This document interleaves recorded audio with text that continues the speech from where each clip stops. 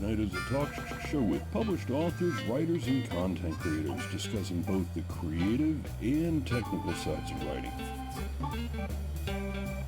as well as the industry surrounding it, from novels to screenplays to comics and more.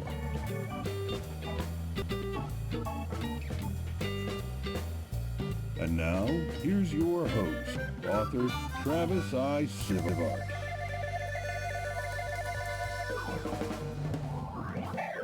Okay, welcome to Write Night. Tonight's topic is going to be dialogue interrupted. We're going to talk about that in a few minutes. Right now, I want to let everybody know my name is Travis Sivart. I am the host and an author of various books and series such as Portals, a medieval fantasy story where people come from our world and inhabit bodies in a medieval fantasy world, and Silver and Smith Chronicles, Journal of a Stranger, and quite a few others. You can find me just Google me or look me up on Amazon. Let me introduce the other awesome people here with me. Let me start with you, Robert, please.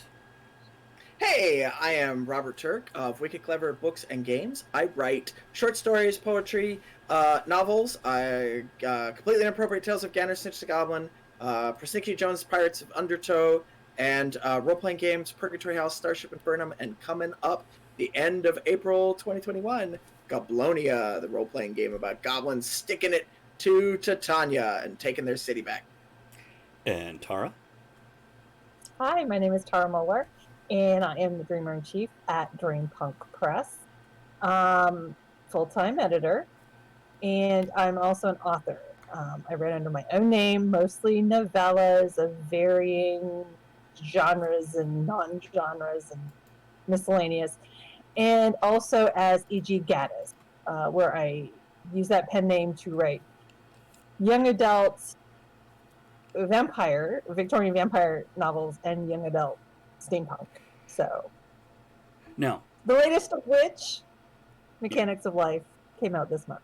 congratulations. Now, Tara, let me ask you, since this is kind of an editing topic, tell us a little bit about your editing credentials. You know, just a nice brief synopsis of how long, where, what type. Okay. So I have a bachelor's degree in English from Old Dominion University.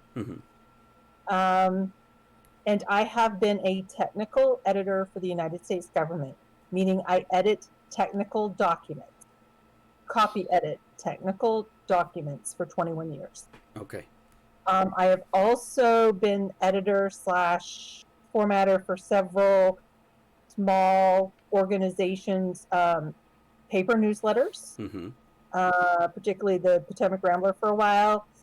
And then also I did some stuff with the American Red Cross when I had my internship there, doing press releases and helping with their newsletter, etc. And she's also my editor. So this is the woman I send books and money to make them better. So yeah, she makes you look good. And I enjoy getting both. That's right. It's one more than the other, but we won't talk about which it is. It's because it probably actually is the books, knowing you. But okay, so the topic, dialogue interrupted.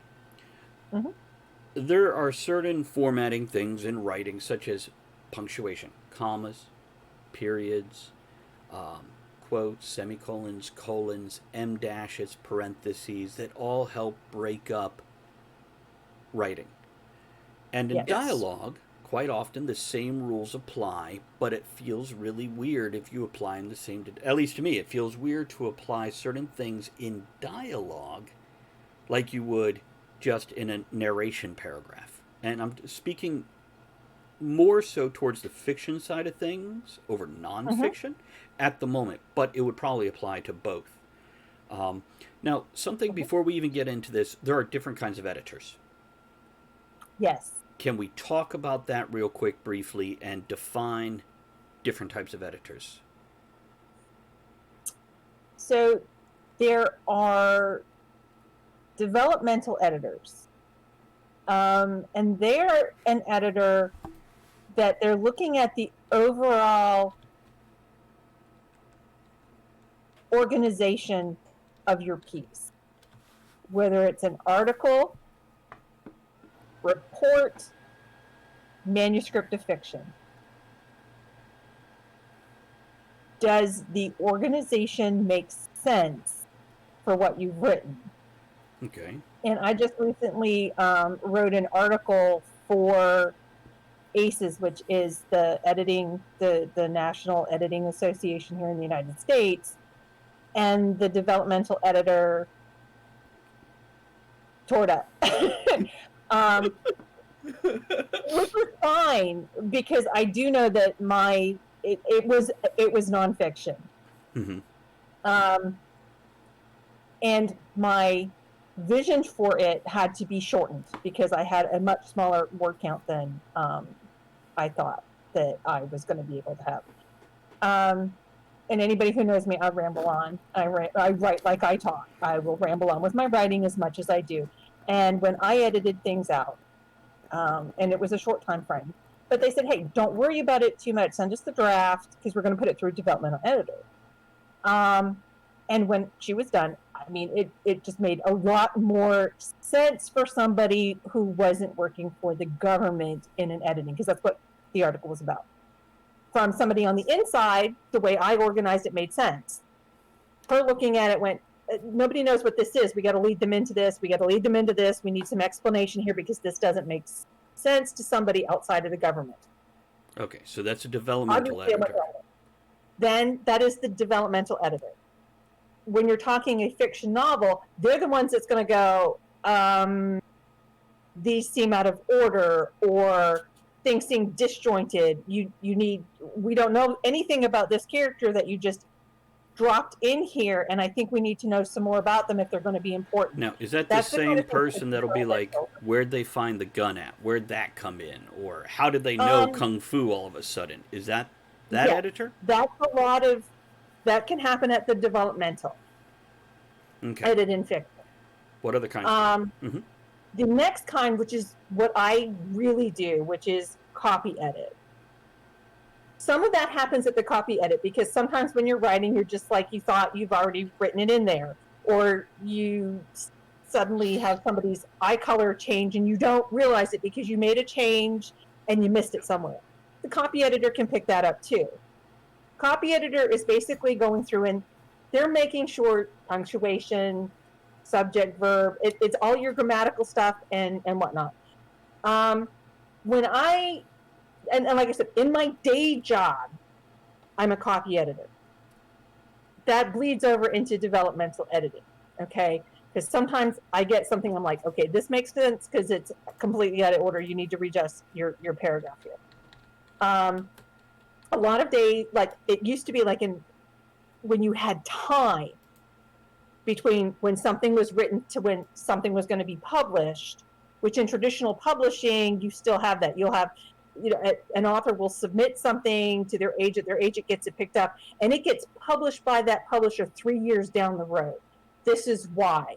It gets run through a developmental editor who really picks it apart and takes their time. Then it goes through a copy edit stage after it's been rewritten. And then there's the format and proofread stage where you have somebody even again going through, and they're basically making sure everything is spelled correctly, sentences, and you don't have big long paragraphs where it shouldn't be, and maybe some breaking that up. And then of course in traditional publishing you then have a formatter, although sometimes proofreading and format can happen together, but right. Not really, depending on what the end product is going to be. Where I work, we don't have 3 years to get a report out. No. So I do a little bit of developmental and copy editing and proofreading and formatting all at once. Now, one of the... which then I do... Oh, this is something I forgot to mention.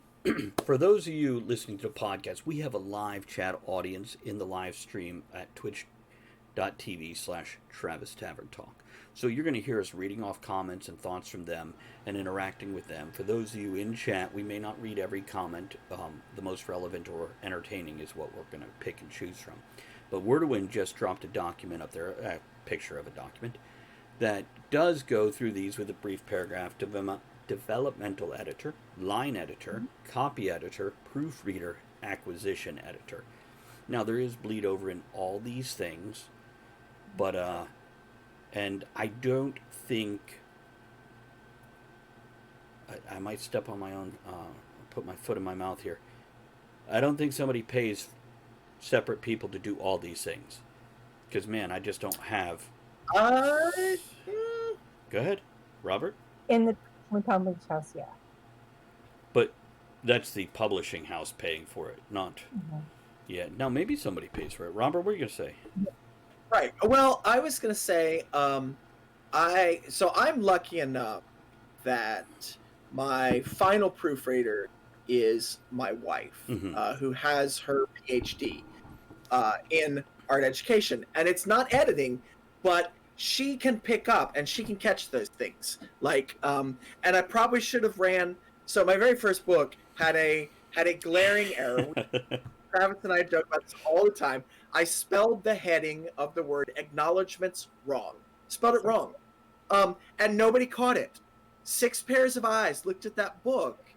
But because I had not paid the editor to look at the final version of it, it was friends, it was family members, it was me. The editor, if I had sent them like after formatting, I liked how you point that out, that there's formatting and then there's the proofreading editor afterwards. If I had sent it back after it was formatted, I would hope that the editor would have caught that I spelled acknowledgments wrong. You know, Maybe not. F7 might have caught that You too. had it in all caps, didn't you? Huh? Robert, you had it in all caps, didn't you? Acknowledgement. Did have it in all caps, and it was in my layout program that I wrote the word, so it never spell checked it. Because you have to, yeah. Just a hint for folks. We rarely read things that are in all caps. We do not catch misspellings in all caps the way we do. Unless if it's in chat, then we tear the hell out of it. If it's on Facebook or in a chat, yeah, it's different. But go on. Just something to think about if you are putting your own book together, especially headings. Pay particular attention. If you're able to, highlight it, change it to all lowercase, and you may catch that, and then turn it back to afterwards. Just a little hint, because our eyes are not trained to read all caps.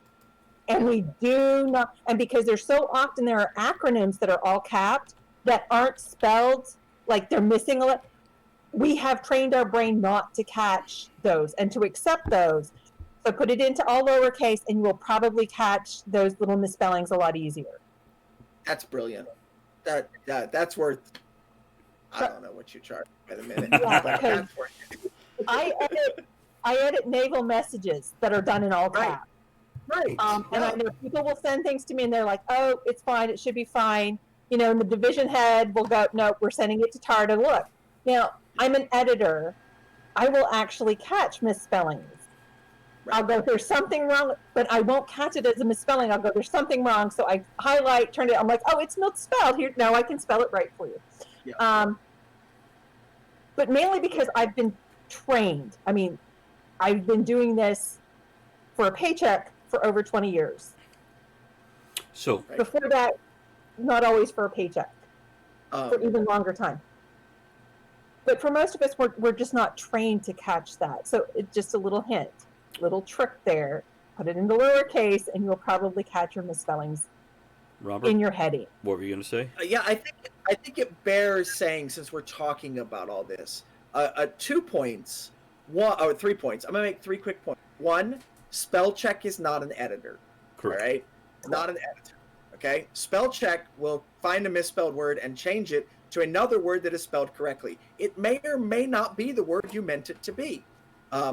2, you cannot be your own editor. Yes. You should edit your own work as a writer so that you're not sending your editor a mess. Tara. You should catch the information you can, but you cannot be an editor. Your brain will know what you meant to write, and it will change the words on the page to be what you wanted to, especially in the case of missing words. You'll read the sentence like you meant it to be and fill in those blanks. So you do need to have someone else edit your work. And really, if you're going to write at a professional level, meaning you're going to sell your writing, you need to pay your editor. You need to hire a professional editor and pay them. I think that was point 3. I don't know, because I'm a writer, not an editor. I don't know how many points I just made. I do edit some of my own stuff, but I put it away for at least 6 months. Well, there you go. You got to read it with fresh eyes. Yes. And I do catch a lot of mistakes that way, but I will also... Mostly my novellas, but not my long stuff. My long stuff I have somebody else edit. I mean, I don't edit I don't have anybody edit my blog posts or anything like that. Yeah, we've been meaning to talk to you about that. Patreon post, and I tell people, and playtest documents, that's the very first disclaimer. Folks, I don't want to know about spelling mistakes or grammar mistakes. They're all through this mess. That'll get fixed when we go to the second draft. I want to know whether it's fun. You tell me if it's fun and what doesn't make sense. But you gotta have an outside editor. And you should pay that person. And sometimes this seems like Travis said, I don't know anybody that pays 4 separate people. If you've got the money, man, pay those 4 separate people, because you're going to get a much more polished finished product. Correct. In self-publishing, authors will get beta readers. Yes. And they are filling a lot of the times the position of that developmental editor. Right. Because what they're doing is they're going, I don't like this character. They don't make sense. Or why did you, that's what they're doing. And you have several. You don't just have one beta reader.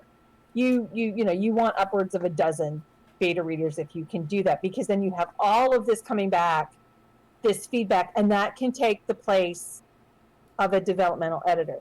A lot of times they're your friends that read in the genre that you're writing in. There is nothing wrong with that. Okay? Yeah. And your friends are getting entertained because they love to read this stuff. Okay?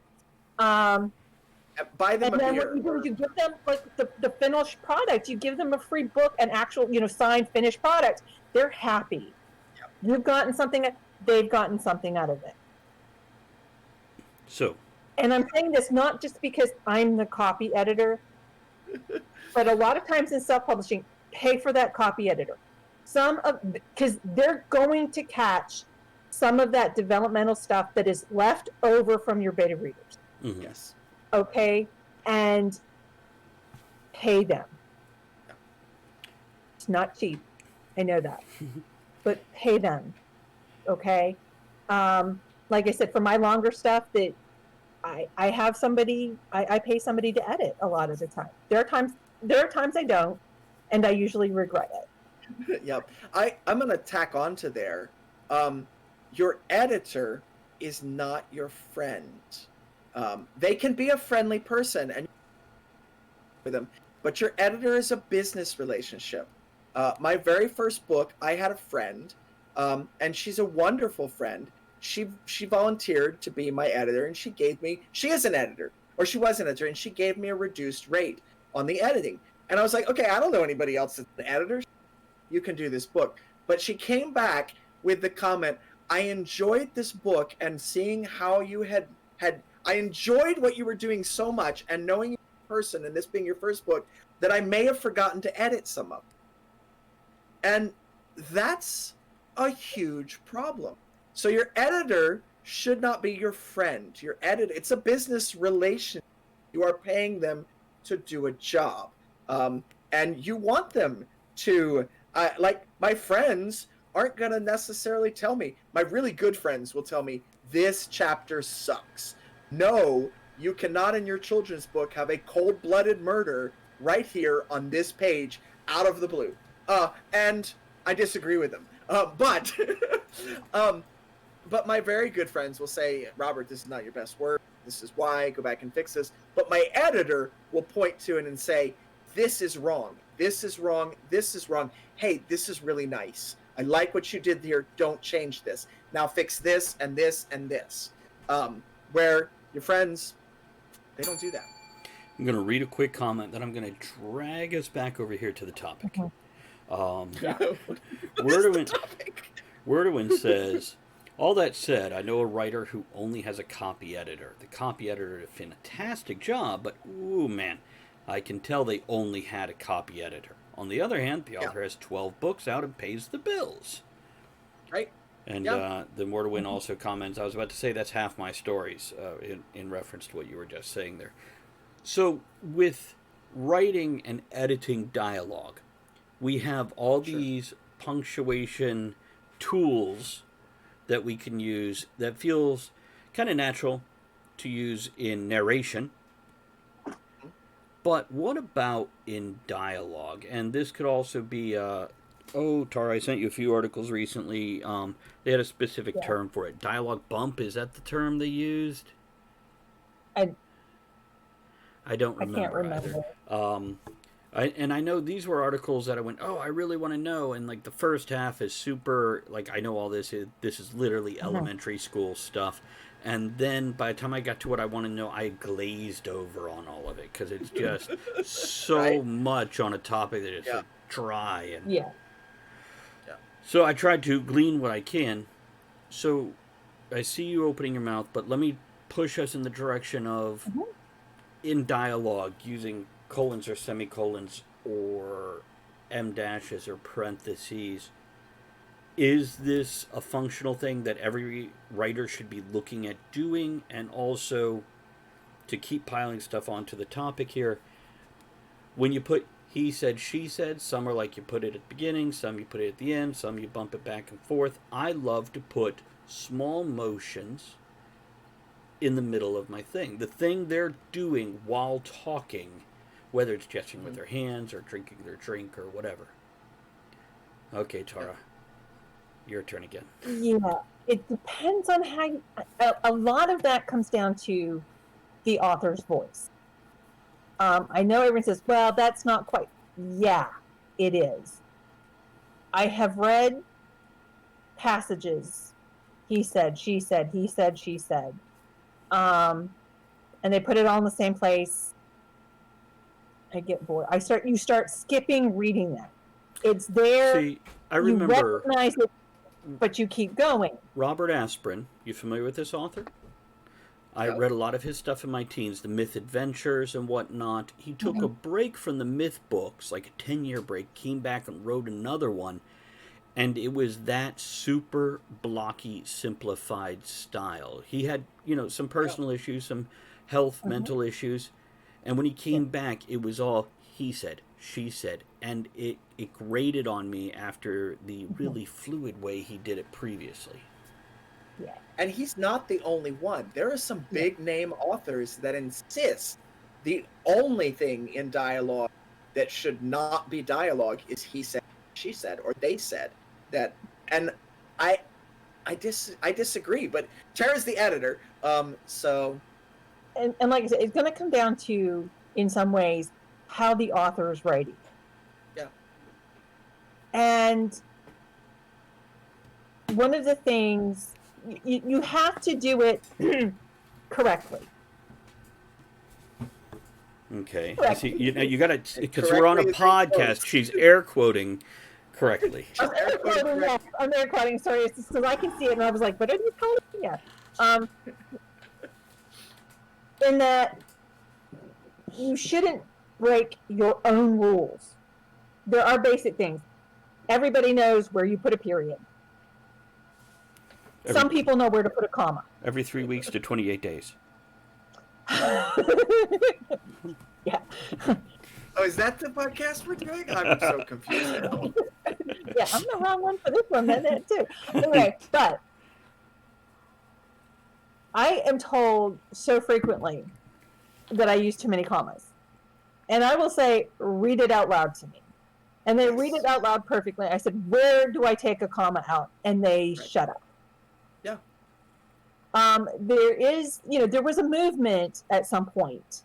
There is a philosophy about editing and writing, and it shifts and sways. We all know about the Oxford comma. I believe in it. Yes. There are others who do not. Well, they could be wrong. And then they will stumble, and there will be a miscommunication, and they won't understand it. It's because they needed an Oxford comma. They needed an extra comma in there because it's a complicated sentence.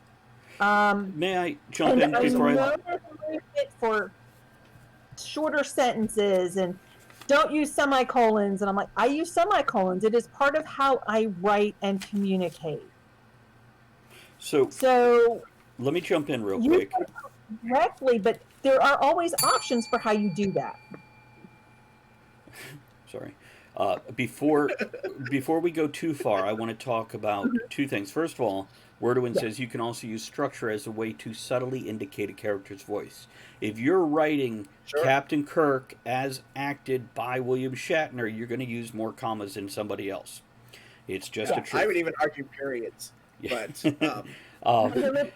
Some M dashes. But Yeah. anyhow, I also want to mention something else that has changed over the past 10 years in writing is audiobooks.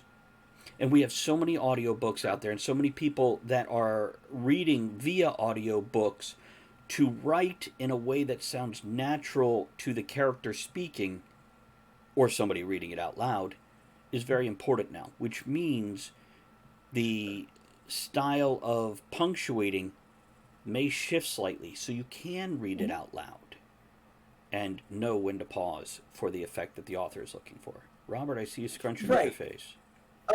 Well, and I think so. I'm of the school of thought that number one purpose of writing is to communicate your thoughts, to communicate your information clearly. That's the job of an author. Um, and sometimes that means there are rules that you have to break or disregard because they change your thoughts, they change your meaning. Sometimes there's no perfect way to punctuate what you want. And so you have to come up with your own way. And as long as you are internally consistent, then you're fulfilling that goal of communicating your information clearly, even if it doesn't fit your style guide. You just got to make sure your editor's on the same page and that you have that conversation when they start kicking back the notes. Say, hang on, time out. Let's talk about this. And tell me if you really think I'm really wrong. And I'm still going to do it my way anyway. But I'm going to pay you for your advice. No, because there are instances, especially, I think dialogue's the big one. I think dialogue is the big one. That you have to be creative. You're a creative writer. You have to be creative to get the point and to recreate the dialogue and the scene that you hear in your head, or if you're reading it out loud. So you're right, like an audio, that it is obvious or really close to what you envisioned, that anybody looking at it would read it that way. So I think you break the rules as long as when you break a rule, you always break that rule in that same instance to convey that same point. Yeah, the consistency. Whether it's for just that character or for that book or all of your writing. Yeah. I know that one of the things that Travis, you and I had specifically discussed were M dashes in dialogue. Right. And that was something that you had found kind of confusing. The way I look at, because there are style guides out there, and there are several, and then each publishing house would have their own style guide, and you should meet that, especially if you're submitting to them like the first time. Yeah. Don't break rules of a style guide the first time you submit, unless you are already a big name. Right. Because they're just going to throw it out, because that means you don't know how to follow direction, which is different than following a rule. Right. Which, by the way, if you're a publishing house or a agent and you don't post what rules you use on your website, shame on you. Because I have had that before where they send it back going, it's not in the format I want. I'm like, great, we're on your website, is that format? We use the standard format. What is the standard format you use? Yeah, because there is no standard format anymore. Right. Right. There used to be, but there isn't really a standard format anymore. Because if you go out and you go looking, there's like 3 versions. Right. So back to M dashes. See, M dashes, I'm good in the middle of a statement, but I've been reading and researching where should be using them at the end, just before the quotes instead of a period. here's my, and I'm going to call this a philosophy because this is my thinking process when I edit dialogue. There is nothing wrong with breaking dialogue from a single person with an action, because that's how it actually worked. Right. As long as you're not breaking it up in an awkward place. And I think I've changed some things for you where I'm like, okay, that didn't work there for me, so let's change this around. Right. And if the action being taken in your paragraph is by the person speaking, we're going to use commas. Yeah. Okay?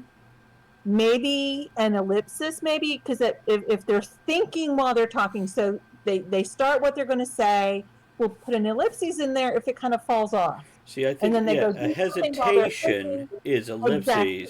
whereas pausing Or for a follow. breath or an effect, that's a comma. Yes. All right. So the end, the beginning of the dialogue, comma, end quote, action by the person, which you don't always have to say, so-and-so said while no, it's an action. Just put the action in there because you need to keep things moving. And a lot of times when I put an action in there, it's an identifier, but I don't want to say he said, she said. And the reason I do the identifier is, again, that audio book.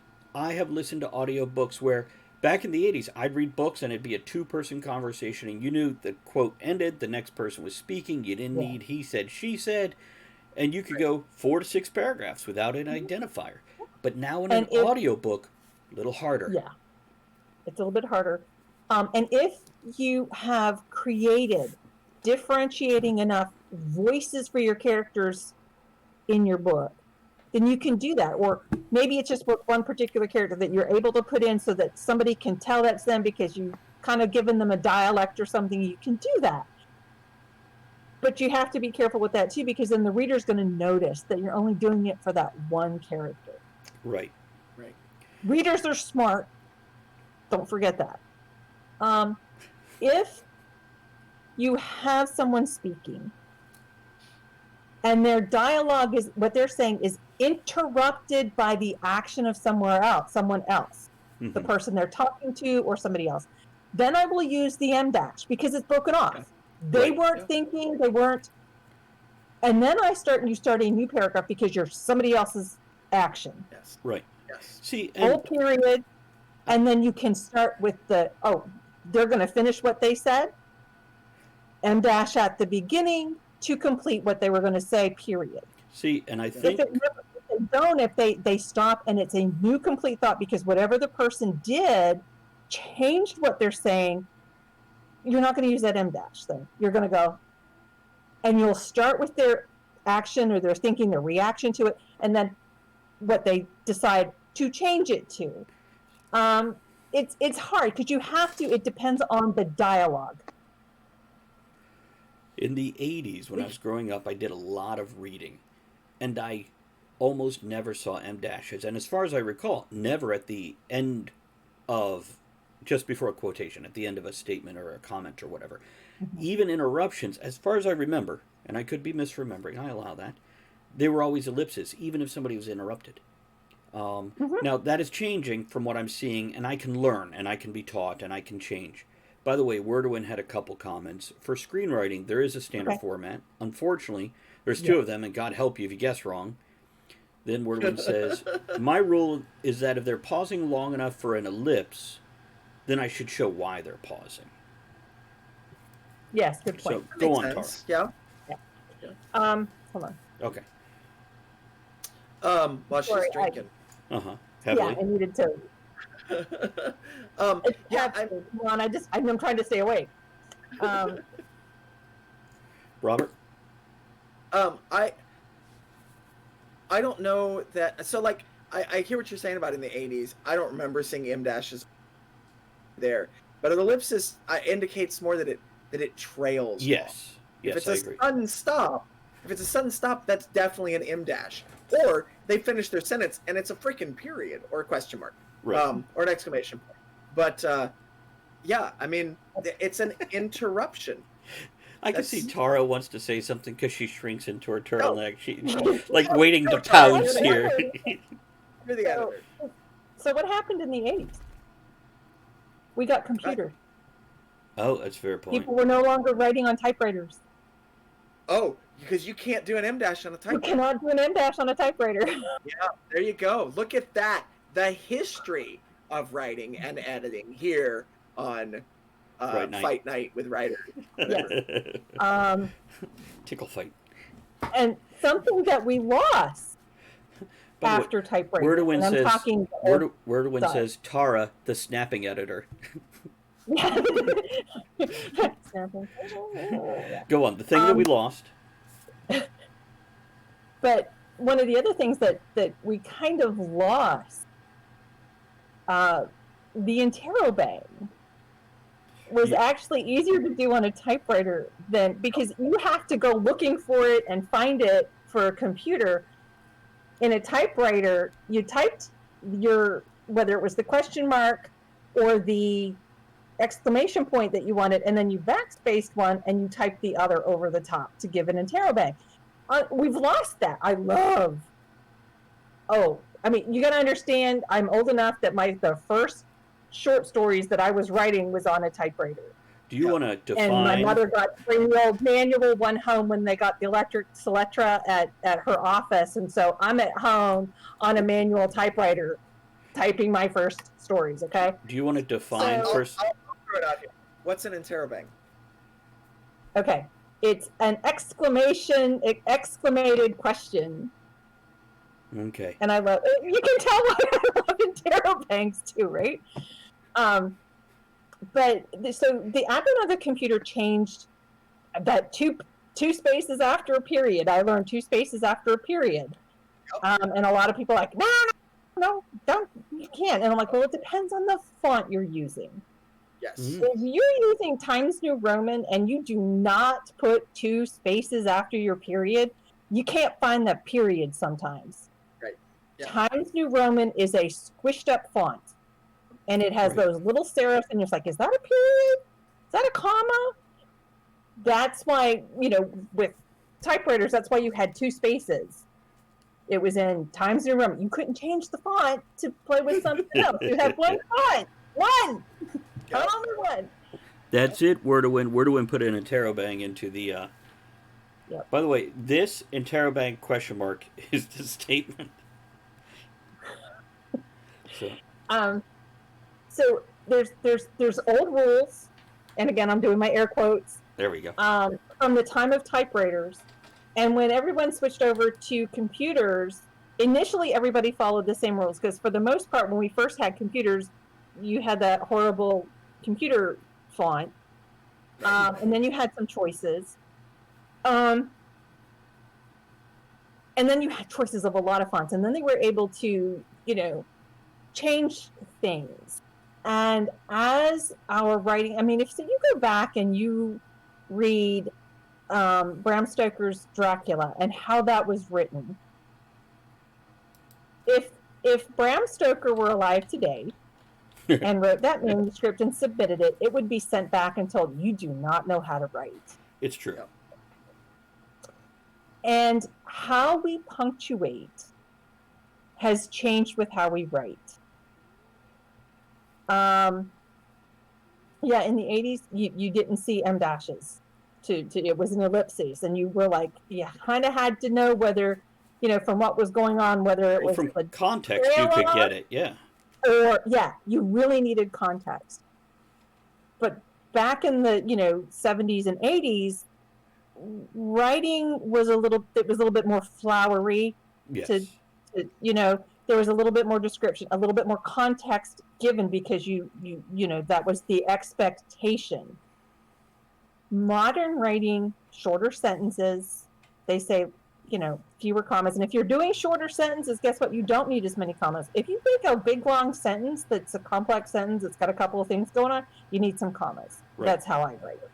I mean, I still like reading Dracula's. I edit the heck out of it in my head sometimes, but so computers change things. The internet changed how we write. Yes, it does. Because people don't want to read, for the most part. We're talking bell curves, but that median, bulk of people don't want to read $100,000 word novels anymore. They're getting shorter because one, they don't have as much time to read, and they're used to things like blog posts, right, and shorter. News articles used to be long, and now you get 600 words for an article. Yeah. Because it's on the web, it's got to fit on one page. People don't scroll anymore. And no sentence is longer than a tweet. Not in my book. You shouldn't be. In my book, I know how to use a semicolon. Along those lines, something that's changed in gaming writing is, and I will never do this in fiction writing, is leaving a space between your paragraphs, a blank line between your paragraphs. You indent in fiction writing to show the start of a paragraph. Yeah. Don't indent most of the time in gaming writing. You write it because it looks wrong on the page once you're laying out this information like you would in the internet, like you would in a post, like you would on a Wikipedia page. You don't indent. You leave a space between your paragraphs for the next section. So I that's the Microsoft Word default now. What? Really? Yes. I don't write in Microsoft Word. So. It's Calibri, and the default is some extra spacing between your paragraphs, which I immediately go in and change because I don't like it. Yeah. And I would never do it in fiction. Like my fiction writing, paragraphs are indented. You have a block of text. But for writing a role-playing game, for something that someone is going to scan and not necessarily read for entertainment, but pick out, okay, I need to go back and reread this one page to find this one information. It's your intent is different, so your formatting is different, so your editing is different. If I could jump in here, Wordwin has some more to put in. Earlier, they said when composed does it too, meaning the interrobang. In comment of the short reading, people reading their phone on the toilet, according to short paragraphs. And then a very interesting point of information, WordPress charges you extra for the ability to paragraph indent. Interesting. I didn't know that, but... So... Wait. I don't know. I avoid WordPress. I don't like it. I have WordPress, but I have the cheap one, but I wouldn't surprise me because it's probably part of their... the extra packages that allow you to format the way you want Vice, their standard format. Yeah. Okay, so let's wrap this up with closing thoughts or summarizations or whatever you guys want. Tara, I'm going to start with you and then we'll go to Robert. Be consistent. Don't be afraid to kind of make your own style book. Your own way of doing, because if you're consistent, your reader will figure it out. Just make sure that it's kind of logical. There's no problem with going and reading blog posts about how to use, punctuation and dialogues and whatnot. But recognize that it does, it's changed. And if you are submitting to an agent, check for what they want you to do. A lot of times it's not going to go in that in depth, but if you are consistent, that means that the agent is going to be able to understand what you're doing and explain to you how to fix. Their folks will be able to fix, because they're going to have people formatting, etc. And be consistent, have your own kind of rules, because your reader's going to pick up on them. And as long as those rules are at least close to what everyone else is doing, the basics, quotation marks, using a comma, when to use a period, if you're going to use a semicolon, use it properly, know your basic rules, and when the rules are fuzzy, pick a way to do it and be consistent. Very good. And then if you do have an editor that you're paying yourself, communicate with them on what your expectations are for what they're doing, and how you've done it. Like Travis said, I edit for him, and for the most part, he follows the same basic rules that I follow, which are the basic ones. We probably, I know I'm older than he is, but came up the same way with this, following the same rules, and so there wasn't a whole lot of conflict between editor and writer. And yes, it is a business relationship. Travis and I are friends are outside of it, but he accepts that if it needs to be torn up, it's going to be torn up. But I don't comment a lot. I make red line changes, and if he has a question, he asks me afterwards. Robert? All of that, everything she just said, because she's but I'm going to add a couple things real quick to that. One, your writing, some general ways to greatly improve your writing that go into editing. One, print it out. Read it out of a physical page, not off of your computer screen. And then you can mark when you find mistakes. The act of reading physical letters on physical paper is different. It uses different parts of your brain than reading it on a flickering screen. Our brains have started to change to adapt to reading on screens, but that's an evolutionary change. It doesn't happen overnight. So print out your work, to proofread it, to edit it yourself. Two, dang it, read it out loud. Read your words out loud, Yes. and you will catch mistakes, and you will see where things need to change and where they flow. And you might even find those missing words, especially if you're confident enough and you have somebody close by. Read it aloud to somebody else. I read some of it aloud to you. Right. or have them read it aloud to you. That's Yes. how you'll find where you need commas. Yes, exactly. And the last thing, it's been said before, don't be your own only or last editor. Edit your own work and then have somebody else do it too, and pay that person, because Okay. you'll get a better product. And Wordwind says, but Rob, dude, printing something is more expensive than an editor. Change the font. Yeah, change the font. And your margins. Do a select all. So Change the font and try that. Yeah, I mean, I get printed proofs. I'm pretty sure Travis probably orders printed proofs of his books. I get printed proofs of my books. If it's going for a long print run, it comes from the printer, printed, and it's not bound. It's just papers stacked up. And I have to go through those as a publisher, page by page, and make sure everything is correct. And I will find mistakes in those printed proofs that I didn't catch writing it. I didn't catch rereading it. I didn't catch laying it out. My editor didn't catch editing it. My beta readers didn't catch it. Nobody caught it until it's in that final printed form. And then you see you spelled acknowledgments wrong. So print it out. It's more expensive, yes, but print out that one copy before you print out 1,000. Yes. Okay, my closing thoughts are: know the rules, follow the rules, then break the rules. To go in saying I can do whatever I want because it's my style, it's wrong. You can have your own style, but you have to know what you're doing differently so you can be consistent and make it tied in enough to what everybody else understands is the rules, that they understand you're changing the rules for this.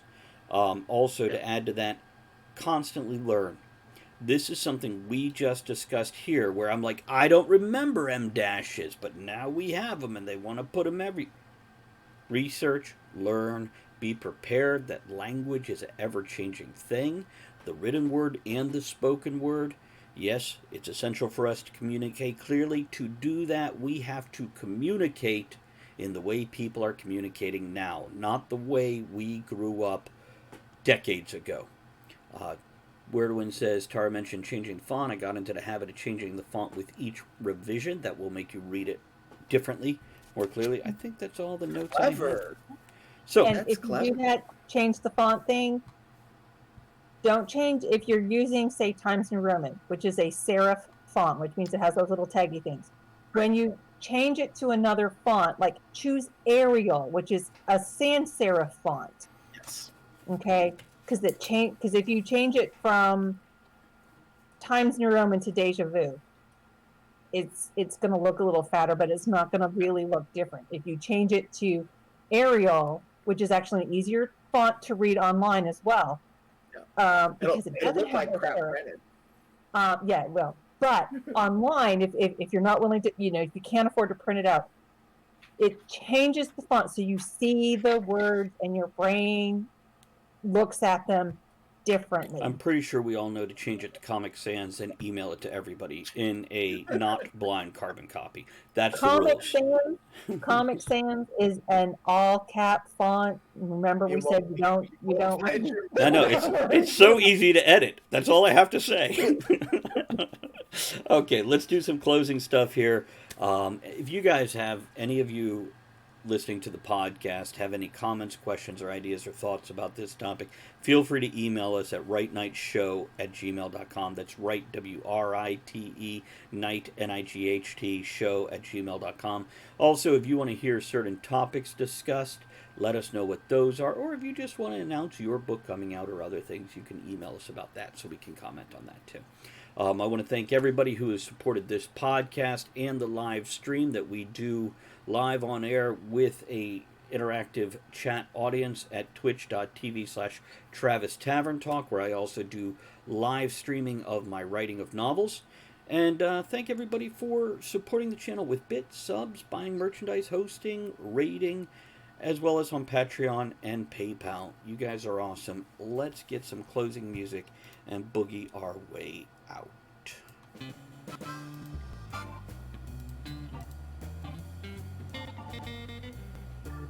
Thank you for joining author Travis I. Sivart and the other writers, content creators, and all-around amazing people for our discussion here on Writing. Join us again soon, and until you do, make sure you create with passion, enjoy the journey, and remember, every night can be rewritten.